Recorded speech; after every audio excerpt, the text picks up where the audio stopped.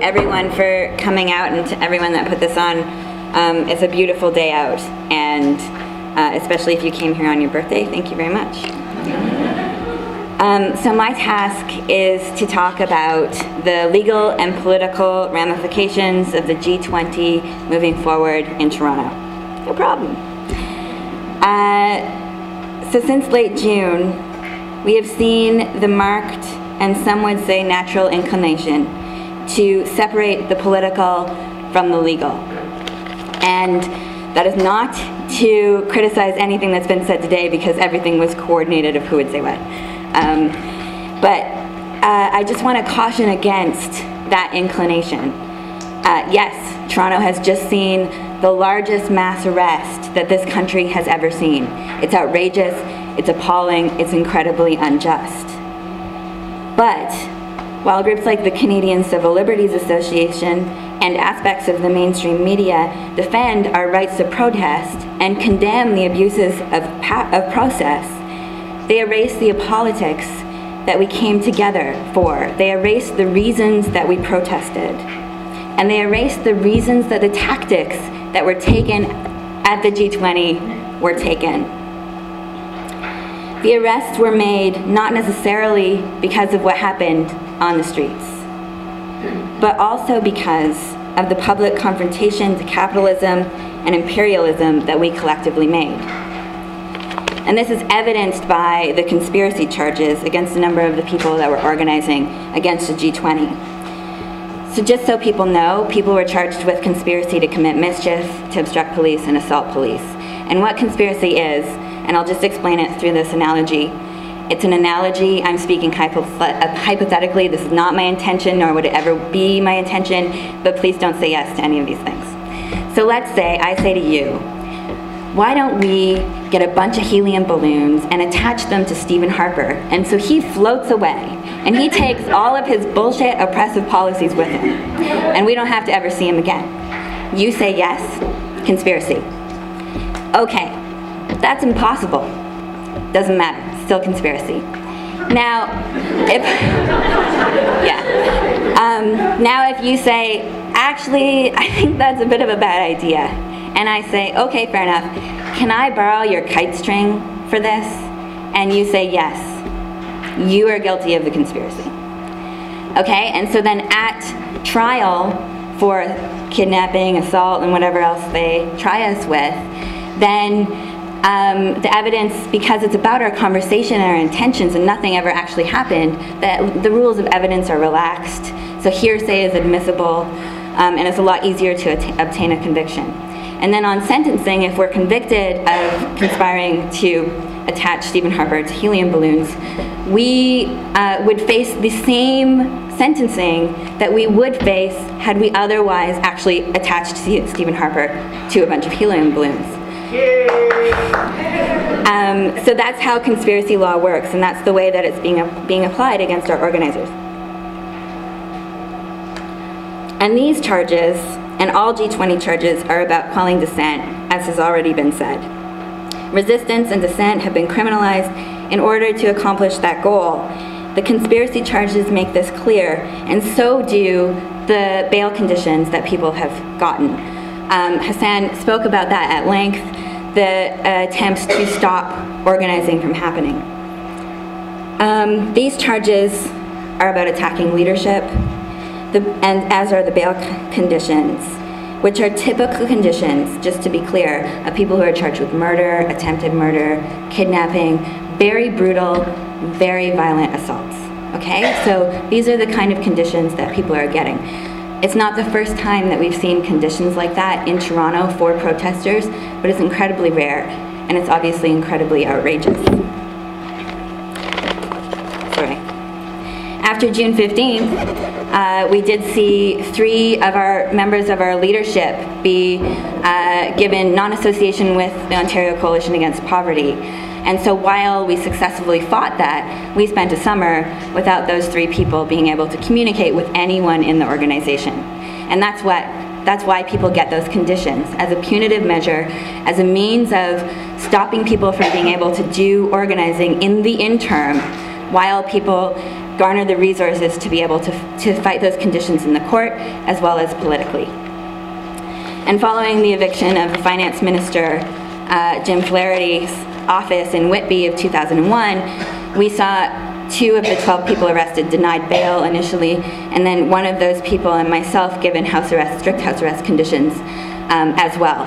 And so again, if we look between 2000, 2001, and now, there are a couple very important similarities as to why these conditions are being used then and now, and not in between. Why? Growth of a movement, sparked resistance. We're capturing people's imagination. At the same time, the people are very angry. Mike Harris, Stephen Harper, they really piss people off. And it's because they really attack people very hard.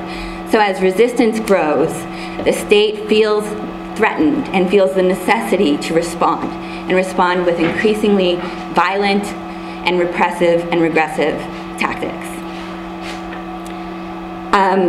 And these bails, they don't just, and charges, they don't just target leadership and try and restrict things. They also very brilliantly and effectively suck resources out of our communities.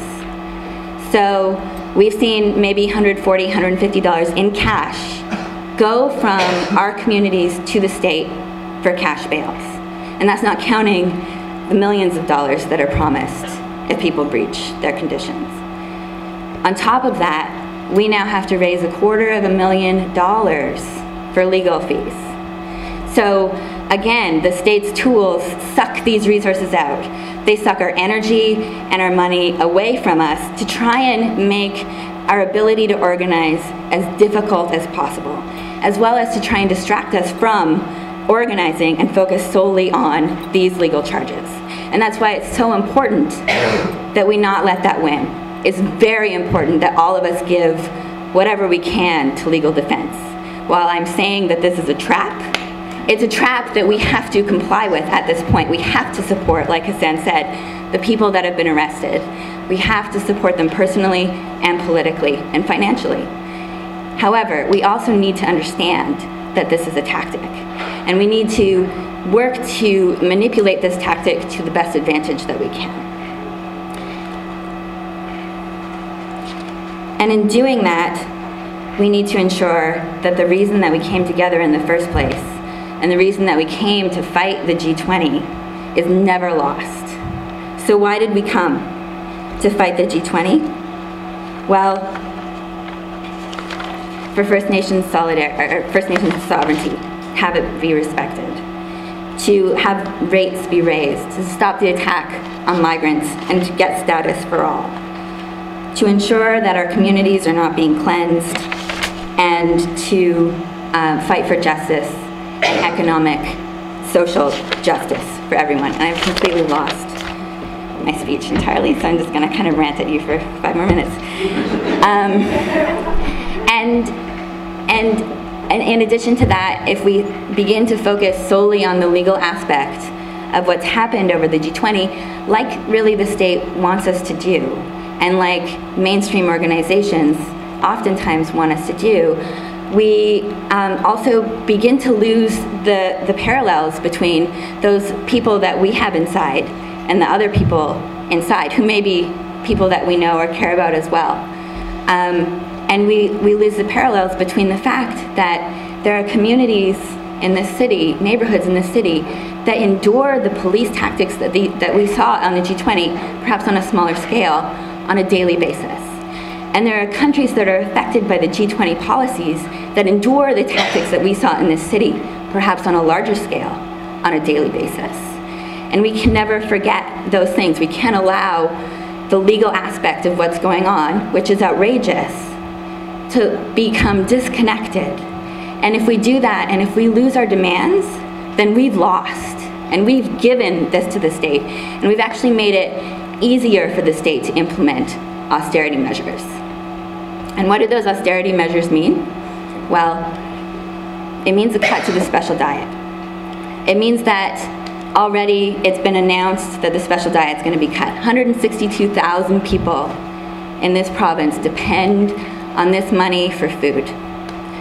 And these are folks on social assistance who because of this money have been able to be healthier, have higher quality of life, and be more likely to retain their housing. In 2002, $6 million was being spent on the special diet. OCAP began campaigning for people to be able to get access to this money, and this year, $200 million is being spent on the special diet. And that's one of the most significant victories that the left has seen in many years. And we're about to lose it. And if we lose the special diet, not only are we going to see increasing amounts of evictions and desperation in our communities, but we are also going to lose a huge victory in the name of austerity. And so it's so important that if you're against the G20, you understand that you're for the special diet. If you're against the G20, you understand that you're against the cuts that are going to be coming down in First Nations communities, in racialized communities, in poor communities across the city and across the world. And that's just one example of one of the cuts. But at the same time that we're promised that there's going to be so many cuts coming down the line, and we've been seeing them already, at the same time, the province is spending $1.43 billion, pardon me, the province, city, and federal government, $1.43 billion on the Pan Am Games here in 2015. And to put that in perspective, yeah, the 2011 Pan Am Games, they're planning on spending $230 million. So Toronto, for some reason, really has to go all out when we have a lot of people come here. And this is a tremendous expense that, while we're seeing huge cuts to poor people and to marginalized communities, we're seeing these massive expenditures going into the Pan Am Games. Well, how does that make sense? How is it that under austerity that we can be spending this much money on the Pan Am Games? Well, it's really simple. The Pan Am Games acts as a funnel for public resources to go into and private profits to come out of. And just look at the Vancouver Olympics as one example of that. So we will lose collectively $2 billion. But privately, rich people will gain remarkably from that loss to us. The same as the bailout of the banks. Around $270 billion in this country went to bail out the banks. The banks got rewarded dramatically for their part in the economic crisis, yet we are paying for it. So austerity is this tricky thing where it's not actually austerity. What the G20 stands for is a concentration of wealth and power in the hands of the few, the rich, and the elite at the expense of everyone else. That's why they came to Toronto.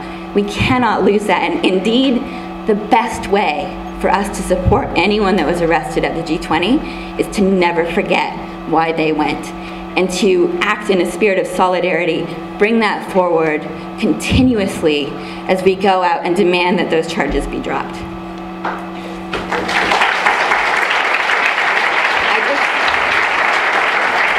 I just want to say one more quick thing about that repression. It's not going to stop as we continue to build, as we see in this room, it being August, pre-G20, I don't know if anyone of us would called a meeting in August and expected this many people to come.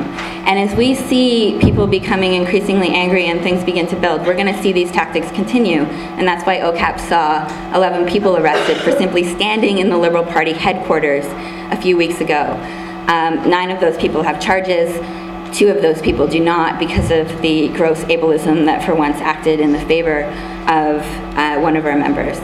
And so in supporting those people who went to that office to defend the special diet, we will bring forward the demand to have their charges dropped, but also to have the special diet defended on the 30th, which is their first court date at 9 a.m.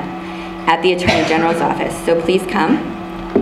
And then just lastly, in the face of this repression, we'll work to organize and to keep fighting. During the G20 summit, we saw rage in the city's streets. People's anger is righteous and it is legitimate. We need to find creative and powerful ways to use those people's rage and to build their rage, and to create a resistance movement that will effectively challenge capitalism, colonialism, and oppression. And in OCAP, we have been saying that These coming years have to be marked by our resistance, not by their austerity, and we need to collectively make sure that we're the ones to write the history of the next few years. Thank you.